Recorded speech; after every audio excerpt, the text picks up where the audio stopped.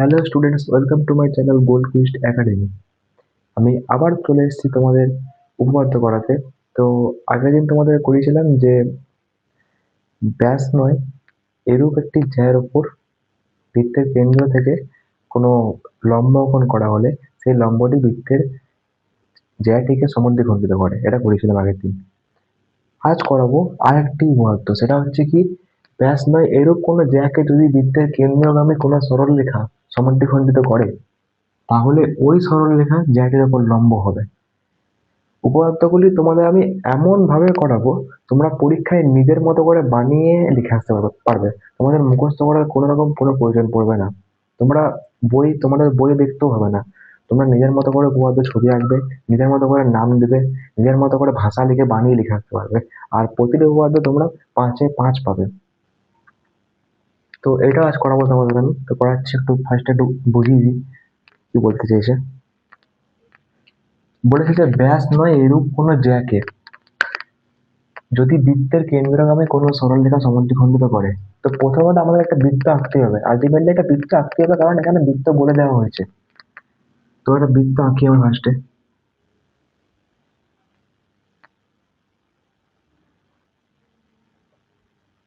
কি বলেছে? ব্যাস নয় এরূপ কোনো জ্যা, সেই আগের উপপাদ্যটার মতনই একই রকম, ব্যাস নয় এরকম কোনো একটা জ্যা, মানে বৃত্তের যে কেন্দ্র হয়, এই কেন্দ্রটা দিয়ে যদি কোনো সরলরেখা যায়, তাহলে এই কেন্দ্র দিয়ে যদি কোনো সরলরেখা যায় তাহলে সেটাকে বলা হয় ব্যাস। কিন্তু ব্যাস নয় এরকম একটা জ্যা চাই আমাদের, কিন্তু বৃত্তের দুই ধারের পরিধিকে স্পর্শ করবে এরকম কোনো একটা লাইন, কিন্তু ব্যাস নয়। তো একটা জ্যা আঁকলাম নিচে আমি, এখানে মধ্যে এটা হচ্ছে ব্যাস নয় এরকম একটা জ্যা, মানে ব্যাসটাও কিন্তু একটা জ্যা হয়, কিন্তু ওরকম যে আমাদের নিতে বারণ করেছে, বলে যে ব্যাস নয়, ব্যাস ছাড়া অন্য কোনো জ্যা নিতে। তো আমরা সহজভাবে একটা জ্যা আঁকলাম এরকম করে। আর তোমরা চাইলে আঁকতেই পারো, এরকম একটা জ্যা আঁকতে পারো, তোমরা এখানে বৃত্ত রইলো, এরকম একটা জ্যা, এরকম জ্যা আঁকতে পারো, কিন্তু আমরা এরকম নেবো না, আমাদের সহজ পদ্ধতিতে করতে হবে। তো ওটাই করছি, ব্যাস নয় এরূপ একটি জ্যা আঁকলাম, এটা ঠিক আছে। এবারে বলেছে না এরকম কোনো জ্যাকে যদি বৃত্তের কেন্দ্রগামী কোনো সরলরেখা, মানে বৃত্ত থেকে আসবে এরকম একটা সরলরেখা, বৃত্তের কেন্দ্রগামী মানে হচ্ছে বৃত্ত থেকে আসবে এরকম কোন একটা সরলরেখা সমদ্বিখণ্ডিত করে, ওই জ্যাটিকে যদি বৃত্তের কেন্দ্রগামী কোনো একটা সরলরেখা সমদ্বিখণ্ডিত করে, মানে পুরো এই জ্যাটার মিডিল একটা পয়েন্ট, এই জ্যাটার মিডিল একটা পয়েন্টে এসে পড়ে কি হবে না, বৃত্ত থেকে কেন্দ্রগামী একটা সরলরেখা জ্যাটার মিডিল একটা পয়েন্টে এসে ছেদ করবে। ওটাই কোশ্চেনে বলে দিয়েছে যে ব্যাস নয় এরূপ কোনো একটি জ্যাকে যদি বৃত্তের কেন্দ্রগামী কোনো সরলরেখা সমদ্বিখণ্ডিত করে, মানে সমান ভাগে ভাগ করে দিল জ্যাটা, ওই কেন্দ্র থেকে এসে একটা সরলরেখা করে দিল। এতটা পর্যন্ত আমাদের কোশ্চেনে বলে দেওয়া হয়েছে। আমি ফার্স্ট নামকরণটা করে নিই। এই কেন্দ্রটার নাম দিলাম ও, এদিকে নাম দিলাম এ, এদিকে নাম দিলাম বি, আর এই পয়েন্টের নাম দিলাম সি। তাহলে ওই সরলরেখা ওই জ্যাটির উপর লম্ব হবে। আমরা আগের দিন প্রমাণ করেছিলাম যে এইটি লম্ব করা ছিল, এই ওসি লম্ব ছিল, প্রমাণে ছিল এসি আর বিসি সমান, এটা প্রমাণ করতে হতো, কিন্তু আজকে তার উল্টো, এসি আর বিসি কে মানে সমান দেখিয়ে দিয়েছে। কোশ্চেনে বলে দিয়েছে এসি ইকাল টু বিসি, কেননা এখানের মধ্যে বলেছে সমান ভাগে ভাগ করেছে মিডিলে, তার মানে যদি মধ্য পয়েন্ট হতে পারে, এবার এটা যদি মিডিল বিন্দু হয় তার মানে এই বাহুটার এই বাহুটা সমান হবে নিশ্চয়ই। বলেছে কোনো একটা সরলরেখাকে আর একটা সরলরেখা এসে করে মিডিলে ছেদ করেছে, তার মানে আমরা এখানে বলতে পারি না, আমরা এখানে বলতে পারি না যে এই হাফ পার্টটা আর এই হাফ পার্টটা সমান, বলতে পারি তো। তো এইখানের মধ্যে ওটাই বলেছে যে এই সরলরেখাটা এই জ্যাটাকে মিডিল পয়েন্টে, মানে বলেছে তখন বৃত্তের কেন্দ্রগামী কোনো সরলরেখা সমদ্বিখণ্ডিত করে দিয়েছে, মানে সমান ভাগে ভাগ করে দিয়েছে এই দুটো জায়গাকে, এইটা এটা সমান হয়ে গেছে। প্রমাণ করতে হবে আমাদের যে ওই জ্যাটার উপর সরলরেখাটা লম্ব, মানে এই লাইনটা যে লম্ব বটে এটা প্রমাণ করতে হবে। এই জ্যাটার উপর, এই জ্যাটার উপর এই যে লাইনটা, এই জ্যাটার উপর এই যে লাইনটা লম্ব, আমাদের এটা প্রমাণ করতে হবে। মানে কালকে যেটা দেওয়া ছিল ওর উল্টোটা আমাদের করতে হবে। তো প্রথমে আমরা লিখে নেবো এটার মধ্যে কি কি দেওয়া আছে, এই কোশ্চেনে কি দেওয়া আছে ওটাকে লিখে নেবো। প্রদত্ত যেটা আমরা আগেবার লিখেছিলাম, প্রদত্ত কি লিখবো, ও কেন্দ্রগামী একটি বৃত্তের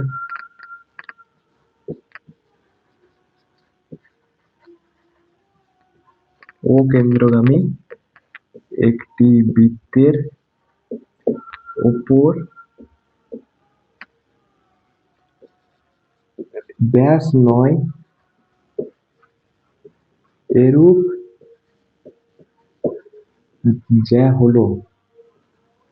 যা হলো এসিটা যা আমাদের এখানের মধ্যে এসি। এবারে আমরা কি লিখবো? দেখো আমার একটা কোশ্চেনে বলেছে ওসি একটা সরল রেখা যেটা এ বি যাটাকে সমদ্বিখণ্ডিত করেছে। আমরা অত বড় কিছু লিখবো না, আমরা লিখবো যে এই ওসি সরল রেখাটা এবিটাকে যে সমদ্বিখণ্ডিত করেছে। আমরা অত বড় লিখবো না, লেখার দরকার নেই। আমরা শর্টকাটে একটা জিনিস লিখবো যে এসি যার মধ্যবিন্দু হচ্ছে সি।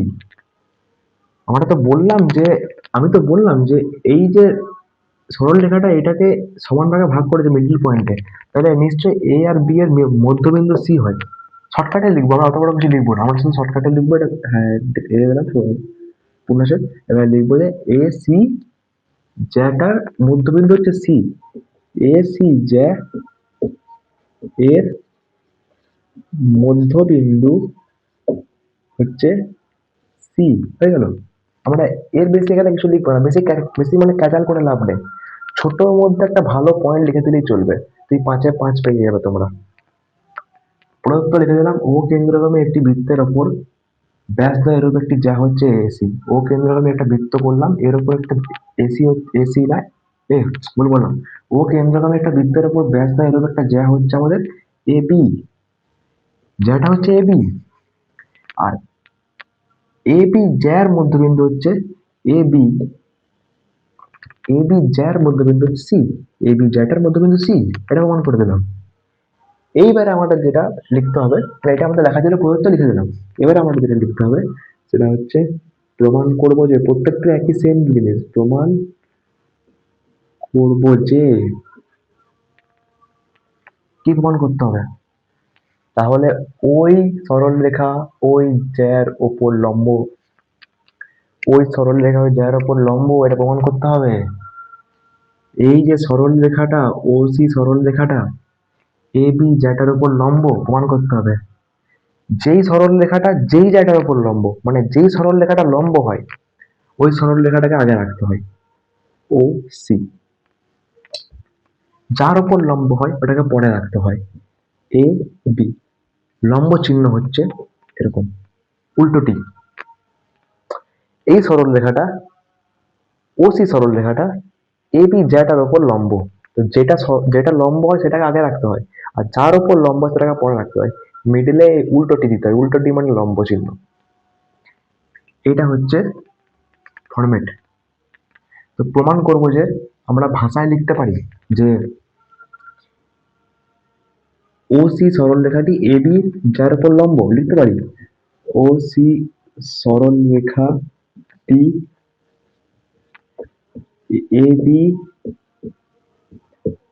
যার ওপর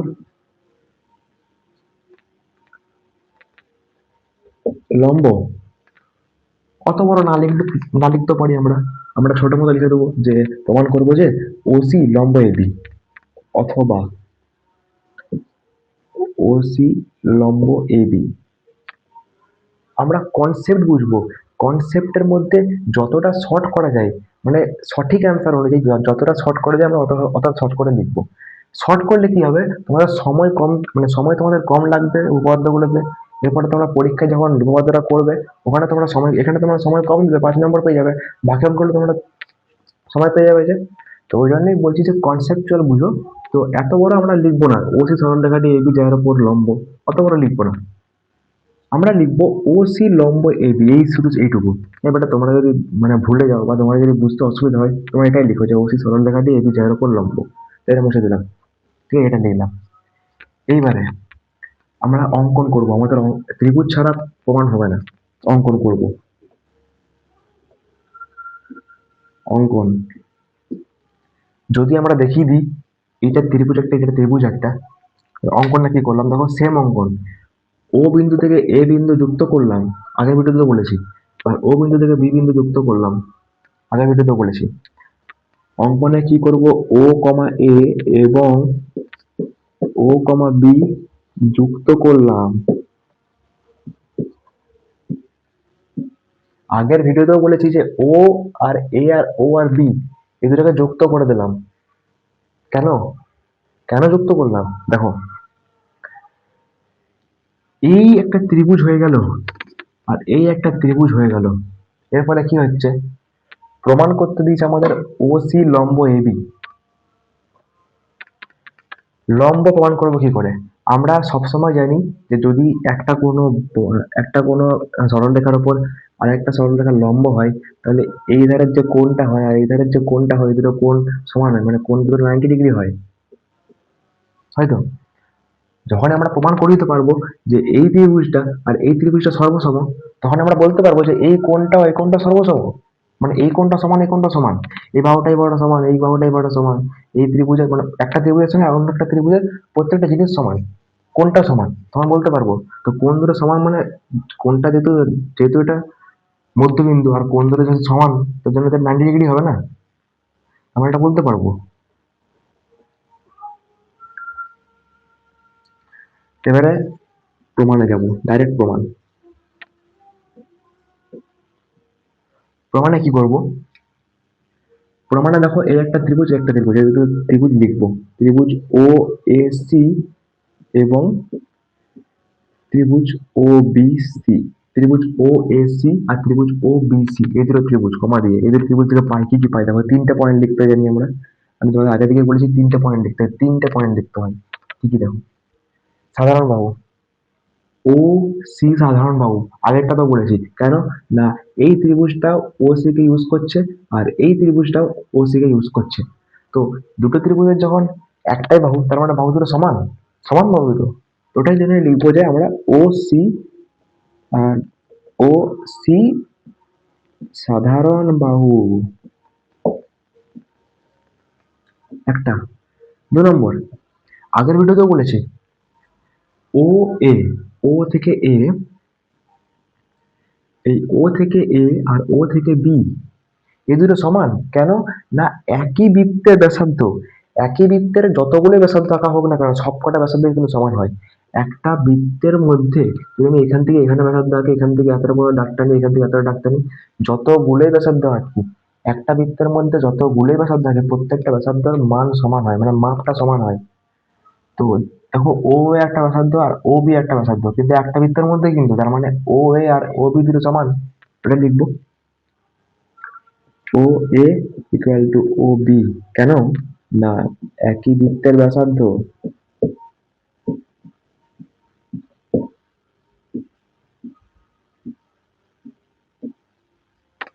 লিখলাম,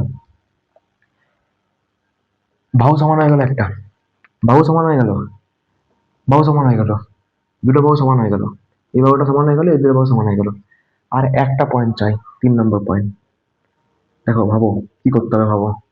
দেখো কোশ্চেন আমাদের বলে দিয়েছিল যে এই জায়গাটার উপর এই ও সি যে সরল রেখাটা এসছে, তো এই জায়গাটাকে মিডিলে ভাগ করেছে, এই জায়গাটার মিডিলে ভাগ করেছে, এই মিডিলটাই এখানে মধ্যে লিখেছি যে ও কেন্দ্রগামী একটি বৃত্তের ওপর ব্যাস নয় এরূপ যা হলো এবি, যাটার মধ্যবিন্দু সি। এই এবি যাটার মধ্যবিন্দু সি, এবি যাটাকে মিডলে ভাগ করেছে, আমরা কোশ্চেনের মধ্যেই পড়ি, সমদ্বিখণ্ডটা পড়েছে। যখন মিডলে ভাগ করেছে তখন এই বাহুটা যখন একটা সরল রেখার মিডলে কোনো একটা সরল রেখা ভাগ করে, তার মানে তো তার মানে তো এই ভাগটা আর এই ভাগটা সমান। তার মানে এ বি আর বি আর সি সমান, মিডলে ভাগ করেছে, তো এ বি আর বি আর সি সমান। এটা লিখবো A B equal to B C. কেন না, এ বি যার মধ্যবিন্দু সি, এ বি যার মধ্যবিন্দু সি, এটা আমরা আগেই বললাম।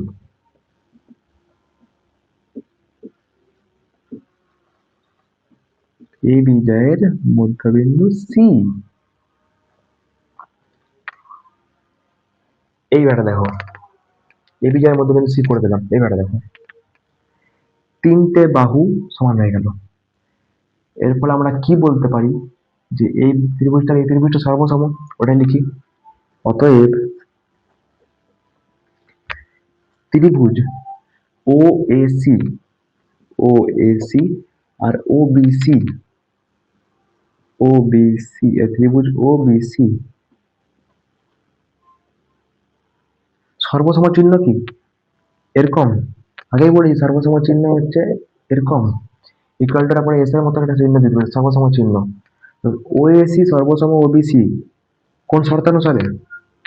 বাহু বাহু বাহু, তিনটে বাহু যে প্রমাণ করেছি, S S S side side side, S S S শর্তানুসারে, এস এস এর শর্তানুসারে প্রমাণ করেছি। দেখো এস এস এস, হ্যাঁ ঠিক আছে।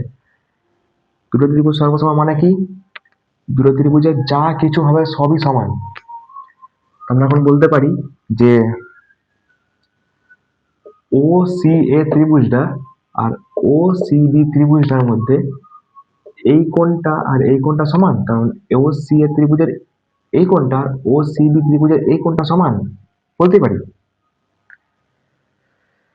অতএব আমরা কি লিখবো, যে কোণ O C A, O C A আর O C B equal to কোণ O C B equal to 90 degree. আরে খেপা, এই বাহুটা তো এই যে এই যে সরল রেখাটা মানে ইয়েটা এ বি, যে জ্যাটার ওপর ও সি একটা সরল রেখা মধ্যবিন্দুতে ছেদ করেছে, এর ফলে আমরা প্রমাণ করতে পেরেছি যে এই ধারের কোণটা এই ধারের কোণটা সমান। দুটো ধারের কোণ যখন সমান হয়ে যায়, দুটো ধারের কোণ যখন সমান হয়ে যায় তখন কি হয়? দুটো ধারের কোণ যখন সমান হয়ে যায় তার মানে তো এটাই বোঝা যায় না, একটা সরল রেখার মধ্যে যখন দুটো ধারের কোণ সমান হয়ে যায়, একটা সরল রেখার মধ্যে আরেকটা সরল রেখা এমনি করে দাগ টানলাম, দুটো ধারের কোণ সমান হয়ে গেলে মানে তো বড় এটাই বুঝতে পারবে যে এই সরল রেখাটা লম্বা ভাবে দাঁড়িয়ে আছে। কেননা এমনি করে সরল রেখা যদি দাঁড়াতো, যদি সরল রেখাটা এমনি করে দাঁড়াতো এই কোণটা আর এই কোণটা সমান তো হতো না, লম্বা ভাবে দাঁড়িয়ে আছে বলে এই কোণটা সমান। তো ওটাই তো আমরা বুঝতে পারবো যে যদি একটা জায়ের উপর একটা সরল রেখা এমনি করে দাঁড়ায়, এই দুটো কোণ সমান, এই দুটো কোণ সমান মানে এই দুটো কোণ 90 ডিগ্রি, এটা লিখেছি 90 ডিগ্রি। এবারে আমাদের লাস্ট একটা জিনিস লিখতে হবে যে